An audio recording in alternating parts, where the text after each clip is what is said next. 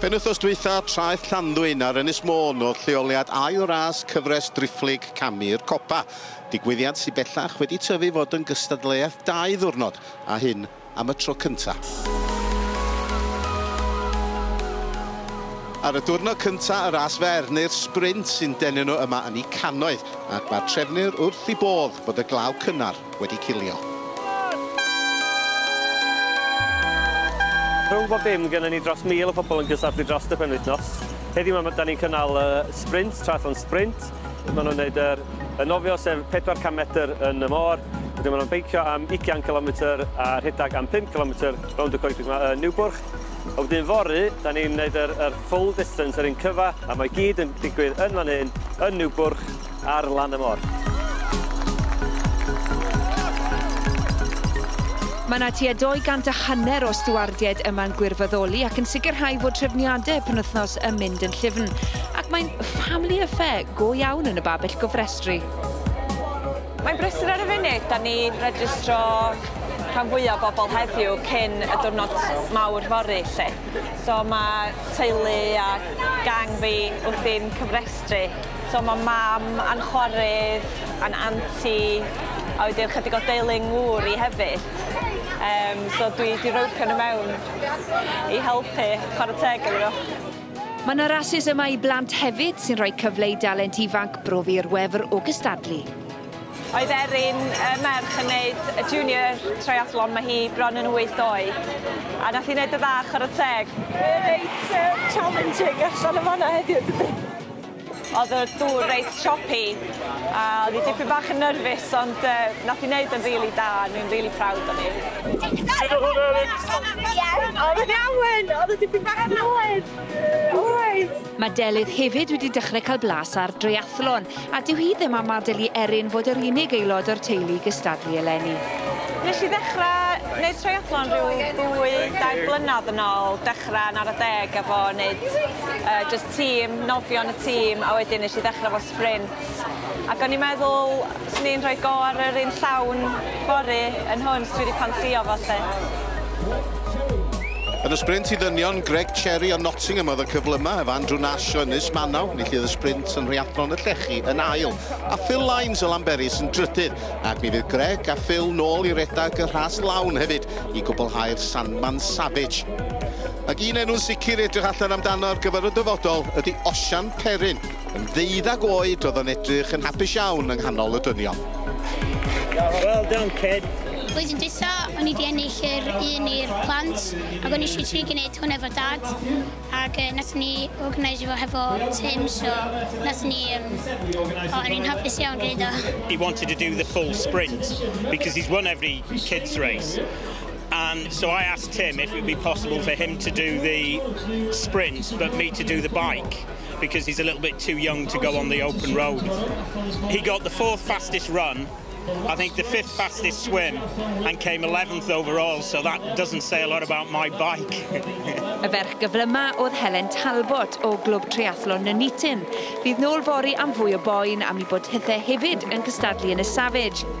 Jasmine Boye o Brifysgol Met Caerdydd oedd yn ail, ac Alex Aldous o Clwb Treiathlon Gogledd Cymru yn drydydd. Cyfarwyddwyr camu'r copa yn fodlon ar diwrnod cyntaf ac hynny yn yr het goch. Gŵr Delydd, dy reswm da i edrych mlaen at y brif ras yn y bore. Ti'n gwybod be? Surprise iddi, nath i gŵr i ffonio hi, dweud, ti'n adra, dwi isio chdi rwan. A dyma'n dweud, dwi'n brysur, ti'n rwan. Ac o'n nath i adra, oedd wedi prynu teiars, olwynion. Dyda di sy'n fath olwynion? Wel, olwynion neis iawn i meici fel surprise i wneud y Sandman. So dyna chdi yw'r ffeins gyda'i da? So, romantic iawn. Bore'r ras fawr ac mae Delydd gyda'i olwynion newydd yn edrych yn hyderus. Dwi wedi cael noson dda gwsg, so dwi'n reit refreshed a dwi wedi beicio lawr yma bore yma i gnesu fyny dim bach. So gyda fi rhyw awran wan i setio bob dim i fyny a meddwl am beth dwi eisiau gwneud. Dyw Susie Richards un o'r ffefrynnau ddim yn cystadlu oherwydd anaf, felly Natalie Simo orffennodd yn ail iddi hi yn Rhiathlon y Llechi, fydd yr un i'w chiro heddi. To be honest, I always come here and just try and focus on my own race. You know, it's great racing against great athletes like Susie, and actually, you know, whether she was here or wasn't, I'd always try and just give my all on the day and see what happens. Does dim amheuaeth pwy yw abthefryn ras y dynion, ond tro dwytha ni weld Iwan Brown yng nghanol llechi Llanberis, roedd o'n lwcus I orffan y ras wedi ddafadlu dros I feic. Dod I fewn i'n transition nes I sythyn dros feic fi a torri'r braich. Just crack bach roedd o. Pan oedd rwy'n dod dros llynedd, nes I ysgwyd llawr o Samuel o Always Aim High yn gwybod roedd o'n ddrwg iawn. Gyda'i fraich mewn plastar am 6 wythnos, mae wedi bod yn gyfnod anodd I Iwan. Y paratoi wedi mynd so-so yn y mis diwethaf, ond dwi wedi cysgu'n dda wythnos yma. So, dwi'n ffit, dwi'n barod I fynd, mae tywydd yn iawn, so dwi'n edrych ymlaen lot I rasio efo athletes dda yma heddiw. Ac yn dilyn I ymdrechion yn y sprint ddoe, mae Greg Cherry a Phil Lines nôl eto am fwy.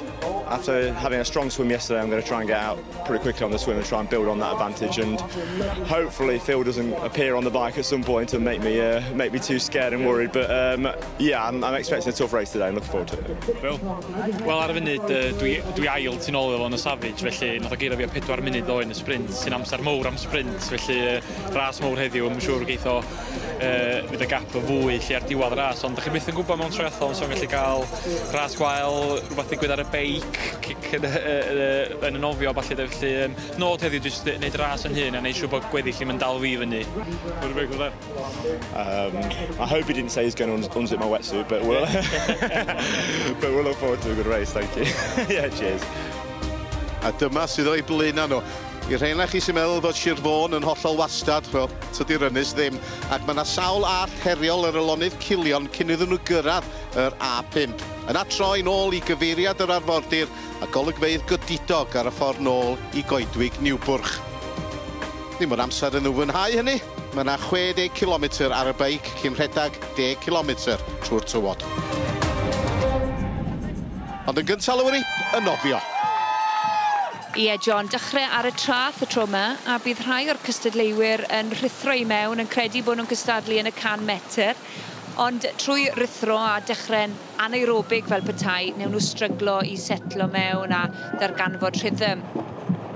Mae'r nofio eleni yn hollol wahanol I y llynedd, oedd hi fel llyn yn 2014, felly mae'r ymodau garw yma am fod yn heriol i'r athletwyr, ond yn enwedig i'r nofwyr cryfa, bydd hon yn sialen sy'n I cyffroi, John, a sy'n am fod yn fantes hefyd. Ia, yn sicr y dynion yn I capiau coch yn fanna. Dyma'r merched yn dod fewn, kilometr yn y môr, a'r tymheredd gyda llawn 16 gradd I gymharu efo 10 gradd yn llyn Padarn. Daethon nhw cyfyngu'r nofio lawr I 500 metr. I ni'n disgo gweld Alex Foster os Hosgyn ar flaen y gard. Maen nhw'n gryf iawn yn y dŵr. Hefyd Stel Farah. Stel Farah sydd ar flaen y gard yn fan hyn ac yn barod mewn dim amser yn gadael y merched arall tu ôl iddi. Rownd y bwy, maen nhw yn mynd. A dwi'n credu taw Hosgyn sy'n ar y brig yn gynnar a Foster yn ail. Ia, 3 tu ôl nhw. Mae Iwan Brown yn tu ôl nhw. A fel chi'n gweld, chi dys am posib gweld o dan y don yma hyn. Ond sbiwch ar y bwlch maen nhw wedi agor. A Stel Farah yn dal I fynd yn arbennig o dda ac yn pasio rhai o'r dynion. Ond dyma nhw rei cynta'n dod allan o'r dŵr yma hyn. Ie, o'n i'n disgwyl hwn. Hosgyn a Foster, maen nhw'n nofwyr cryf iawn. Foster yn ail y llynedd. Ia, sam gymaint o hynny I diredaeth ac at y beics yn fan hyn, ond faint o fwls gwni fydd rhwng y ddau yma a'r 3 nesaf sydd yn cynnwys Iwan Brown wrth gwrs. A nhw ar ei ffordd i'r beics.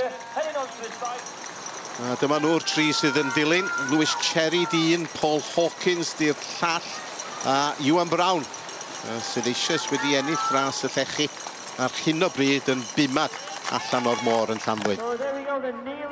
Ac Iwan newydd gael yr ail safle ym mhencampwriaeth traws glad yr Alban, felly mae redeg yn hynod gry ar hyn o bryd. Wel, dyna'r 5, dyna'r drefn wrth iddyn nhw fynd ar ei beics, troi y rhif i'r cefn sy'n hynod o bwysig I rywun fel Iwan Brown, gollodd 2 funud yn y ras dwytha, o rhaid oedd I rif o ddim ymlaen. Nawr, sim llethre a dringfeidd serth ar gyfer y beic, ond mae yna ddigon yno i dorri rhythm a gwneud i'r athletwyr weithio'n galed i gynnal speed cyflymdra da. Mae'r cwrs yn agored iawn sy'n golygu unrhyw wynt a mae'r cwrs yn anoddach fydd. Dyma hi'r ferch gyntaf i gyrraedd y traeth, Stel Farah, ac mae hi ymhell ar y blaen yn ras y merched. Ond fel cwestiwn ydy a fyddi i gadw gafal ar y fantais yna. Lewis Cherry, trydydd allan o'r dŵr, 5 yn gadael y parth. Mae milltir a hanner cyntaf i fyny'r rhyw mas o'r goedwig, a dyma gyfle iddyn nhw i setlo mewn i rhythm. Alex Foster ydy hwn, a da chi'n gweld Ross Hawkins yn y pellter, ac mae o'n mynd yn dda iawn ar hyn o bryd. Ie, dyma gyfle iddyn nhw baratoi'r coesau i wthio'n galed ar y ffordd. Ceri Lym, Natalie Seymour a Karen Driver, dwi'n credu, sydd yn dod allan o'r môr. Dyna'r dair sydd yn erlyd Stel Farah ar hyn o bryd. Dwi'n amheuaeth na Natalie Seymour yw'r ffefryn. Dyma hi. Yw'r rhif yn amlwg ar ei brau chi. Ac Ceri Lym ydy hon yn paratoi i fynd ar ei beic. Stel Farah i cymryd dipyn amser i gyrraedd y beic. Mae wedi colli'r funud o fantes yna wrth wario 2 funud yn y parth, dangos pa mor bwysig mae cael eich systemau chi yn hollol gywir ac yn ei lle. Dyma ni'r sefyllfa y ras y merched. Mae'r môr wrth i cefna nhw. Lonydd Môn sydd o'i blaeno nhw rwan. Lindsay Griffiths ydy hon yn chwilio am ei beic. Dorothy Livia Bella yn troedio trwy'r tywod. Roedd hi'n ail yn y ras yma y llynaf. Ond allan ar y lôn, Stel Farah sydd ar y blaen yn ras y merched.